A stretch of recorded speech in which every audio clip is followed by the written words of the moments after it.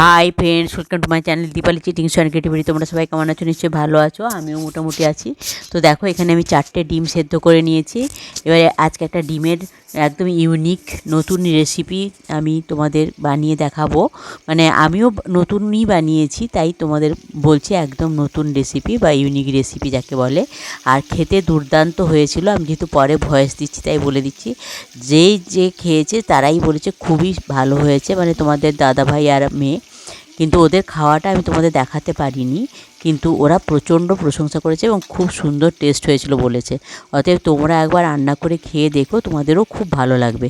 তো ডিমগুলো দেখো, সেদ্ধ ডিমগুলো আমি আগে ছাড়িয়ে নিলাম, ছাড়িয়ে নিয়ে তারপরে এই যে দুভাগ করে কেটে নিয়েছি। কেটে নিয়ে এবারে এই ডিমগুলোকে আমি তেলে ভেজে নিচ্ছি।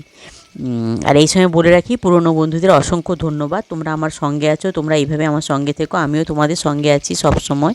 আর নতুন বন্ধুদের বলছি, যারা আমার চ্যানেলটা ভিজিট করতে আসবে তারা আমার চ্যানেলটাকে সাবস্ক্রাইব করে থেকে যাবে, আর বেল আইকনটা অবশ্যই ক্লিক করে দেবে, যাতে আমার ভিডিওগুলো দেওয়ার সঙ্গে সঙ্গে তার নোটিফিকেশান তোমাদের কাছে চলে যায়।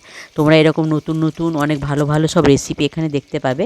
আর একটা কথা বলে রাখি, ভিডিওটা কিন্তু খুবই ছোট হবে, পুরোটাই দেখো, কেউ কিন্তু স্কিপ করো না। আর অবশ্যই একটা লাইক দিয়ে দেখো, আর কমেন্ট, একটা মিষ্টি কমেন্ট করো। কমেন্ট পড়তেও আমার খুব ভালো লাগে এবং কমেন্ট ধরে ধরে তোমাদের ঘরে যেতেও আমার খুব ভালো লাগে। আর অবশ্যই বন্ধু বান্ধব, আত্মীয় স্বজনদের সঙ্গে শেয়ার করো, যাতে তারাও এইভাবে একটা সুন্দর রেসিপি বানিয়ে খেতে পারে। তো আমি, তোমরা ভাবছো যে আমি কেন সুন্দর সুন্দর বলছি, তোমরা কিন্তু একবার এটা অবশ্যই বানিয়ে খেয়ে দেখো, দেখে তারপর আমাকে কমেন্ট করে বলো যে সত্যি এটা কীরকম লেগেছিলো। দারুণ হয়েছিল, দুর্দান্ত একদম। তো দেখো, আমি ডিমগুলো সব ভেজে নিলাম।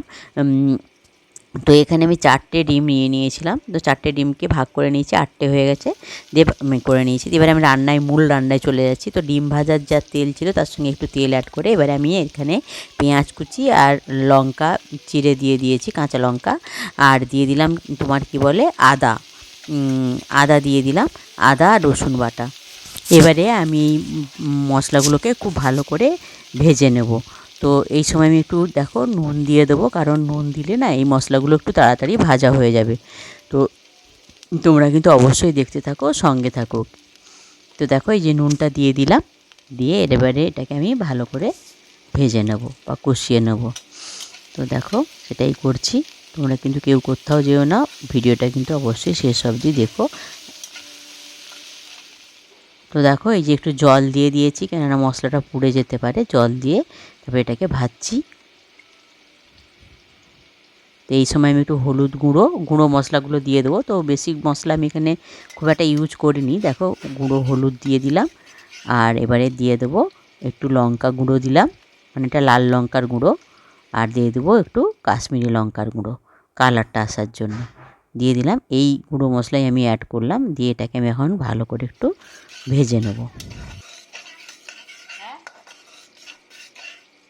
দেখো, মশলাটা আমার মোটামুটি ভাজা হয়ে গেছে। এবারে আমি এতে কিছু জিনিস অ্যাড করব, দেখতে থাকো। তো দেখো, এই যে বাটিটা দেখছো, এই বাটিটার ওই যে ওপরের যে বাটনাটা দেখছো, এটা হচ্ছে কাজু কিশমিশ, কাজু কিশমিশ, চারমগজ আর কাঁচা লঙ্কা, এটা বাটা আছে। তো সেই কাজু কিশমিশ, চারমগজ আর কাঁচা লঙ্কা বাটাটা আমি এতে দিয়ে দিলাম মশলার সঙ্গে, দিয়ে এটাকে একটু ভালো করে আমি আবার একটু কষিয়ে নেব। তো এখানে যেহেতু কাজু কিশমিশ সব দেওয়া আছে, চারমগজ দেওয়া আছে, তো খুন্তিটা কিন্তু মানে বারবার নাড়াতে হবে, নাহলে কিন্তু আর একটু জল দিতে হবে, নাহলে কিন্তু এটা লেগে যাওয়ার চান্স আছে। তো আমি তাই দেখো একটু জল দিয়ে এটাকে একটু ভালো করে কষিয়ে নেব। আর তোমরা তো সবাই জানো, রান্নাটা পুরো কষানোর উপরেই নির্ভর করে, যেমন তুমি মশলা কষাবে তেমনই কিন্তু রান্নার টেস্টটা আসবে।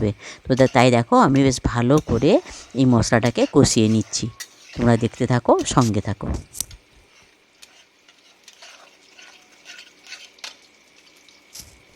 তো দেখো, মশলাটা আমার কষানো হয়ে গেছে। এবার বাটির যে নিচে যেটা দেখেছিলে ওটা হচ্ছে ছানা।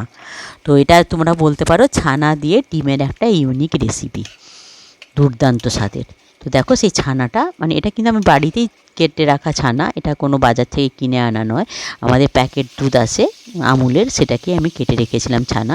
তো এটা 500 দুধ নয়, 250 দুধের ছানা হবে, ছানা কেটে রেখেছিলাম। তো সেই ছানাটাও আমি এতে দিয়ে দিলাম, দিয়ে এটাকে এবার এখন আমি আবার ভালো করে একটু কষিয়ে নেব। কষিয়ে নিয়ে তারপর আবার আসছি, দেখতে থাকি।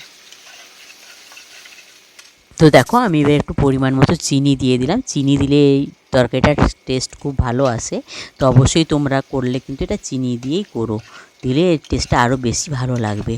তো দেখো চিনি দিয়েও এটাকে আমি একটু কষাচ্ছি। আর তোমরা তো জানো এটা ঘন ঘন নাড়তে হবে, নাহলে কিন্তু কড়াইতে লেগে যাওয়ার চান্স থাকে। তো দেখতেই পাচ্ছ কড়াইতে হালকা হালকা একটু লেগেও যাচ্ছে, ওটাকে আমি খুন্তি দিয়ে ওই জন্য বারবার এটাকে আমি খুন্তিতে নাড়ানাড়ি করছি। তো তারপরে একটু জল দিয়ে দিলাম যাতে আর বেশি না লেগে যায়। তো জল দিয়ে আরেকবার কষাবো, কষিয়েই তারপরে কিন্তু আমি কী করছি তোমরা দেখতে থাকো, সঙ্গে থাকো, দিলেই বুঝতে পারবে।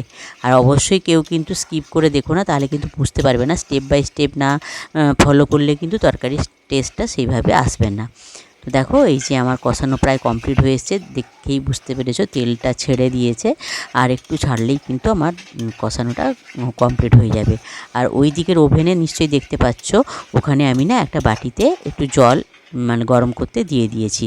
তো জলটা একটু ঘোলাটে টাইপের দেখবে, কেননা ওটা আমি ছানা যে রেখেছিলাম সেই ছানার বাটিটাও ধুয়ে জলটা দিয়েছি, তাই জলটা দেখছো একটু মানে ঘোলাটে টাইপের। তো দেখো গরম জলটা আমি একটু যোগ করে দিলাম, অ্যাড করে দিলাম। তো জলটা দিয়ে এবারে আমি পরিমাণ মতো জল দেবো, কেননা এটা এই তরকারির গ্রেভিটা কিন্তু একদম মাখো মাখো হবে, এটা একদম জুস থাকবে না, একদম মাখো মাখো টাইপের গ্রেভিটা হবে। তাই এখানে আমি কিছু বেশি জল অ্যাড করব না, ঠিক যতটা পরিমাণ জল লাগবে অতটাই আমি অ্যাড করব। আর এটা একটু মাখো মাখোই খেতে বেশি ভালো লাগবে, জুস রাখলে খুব একটা তেমন ভালো অতটাই টেস্ট আসবে না, টেস্ট আসবে তবে অতটা টেস্ট আসবে না, এটা মাখো মাখোই খেতে হয়।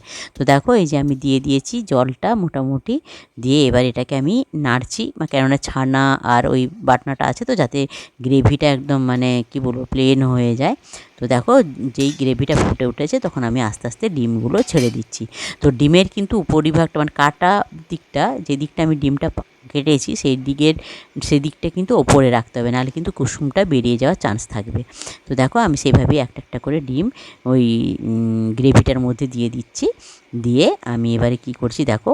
আর যেহেতু এখানে ডিমটা বেশি আর গ্রেভিটা আমি কম করেছি মানে থকথকে করবো বলে, তাই কিন্তু ডিমগুলোকে আর উল্টাবো না, উল্টালে কুসুমটা বেরিয়ে যাওয়ার চান্স থাকবে। তোমরা এইভাবেই থাকবে, একটা চামচ নিয়ে এই দেখো যেমন আমি করছি, ছোট চামচ নিয়ে ওই গ্রেভিগুলোকে ডিমের ওপরে আমি দিয়ে দিচ্ছি, যাতে ডিমের উপরিভাগেও এই গ্রেভিটা মানে ঢুকে যায়, মানে ডিমের মধ্যে এই গ্রেভিটা ঢুকে যায়। তো এইভাবেই তোমরাও এইভাবে চামচ দিয়ে গ্রেভিটা ডিমের উপরে দিয়ে দিও, ডিমগুলোকে উল্টোতে যাবে না, তাহলে কিন্তু কুসুমটা বেরিয়ে যাওয়ার চান্স থাকবে। তো দেখো সেই আমি দিয়ে দিচ্ছি চামচ দিয়ে, তোমরা দেখতে থাকো। আর দুর্দান্ত স্বাদের হয়েছিল, আমি বারবার বলছি দুর্দান্ত স্বাদের হয়েছিল, একবার হলেও তোমরা কিন্তু বানিয়ে অবশ্যই খেয়ে দেখো। আর অবশ্যই বন্ধু বান্ধব আত্মীয় স্বজনদের সঙ্গে শেয়ার করো, যাতে তারাও এরকম একটা সুন্দর রেসিপি বানিয়ে খেতে পারে। তো দেখো লাস্ট অফ অল আমার রান্না শেষ, আমি এবার একটু গরম মশলা এখানে যোগ করে দিলাম দেখতে পেলে, আর দিয়ে দিলাম 1 চামচ ঘি। তো এটা একদম লাস্টে দিতেই হবে, 1 চামচ ঘি আর একটু গরম মশলার গুঁড়ো। তো দেখো দিয়ে আমি আবার চামচ দিয়ে ওটাকে আবার একবার ডিমের ওপরে ছড়িয়ে দিচ্ছি, যাতে এই ঘি এবং গরম মশলার স্বাদটাও এই ডিমগুলোর মধ্যে ঢুকে যায় এবং চলে আসে। তো দুর্দান্ত স্বাদের হয়েছিল। আর কিন্তু দুর্ভাগ্যের বিষয় আমি খাওয়ার সময় আসতে পারিনি, তাই তোমাদের দাদাভাই আর আমার মেয়ে কী বলেছিল সেটা তোমাদেরকে শোনাতে পারিনি, তবে আমি বলে দিচ্ছি খুবই সুন্দর হয়েছিল, ওরা খুবই ভালো বলেছে। তো দেখো এই যে ফাইনাল লুকটা এবার আমি তোমাদের দেখিয়ে দেবো, আমার রান্না কমপ্লিট। তো দেখো এই যে ফাইনাল লুকটা, আর দেখো এই যে আমি খাবারটা বেড়ে দিয়েছিলাম, তো ওদের খাবারের ভিডিওটা আর করতে পারিনি। তো সবাই খুব খুব ভালো থেকো, সুস্থ থেকো, সাবধানে থেকো, আমার সঙ্গে থেকো। Good afternoon, by.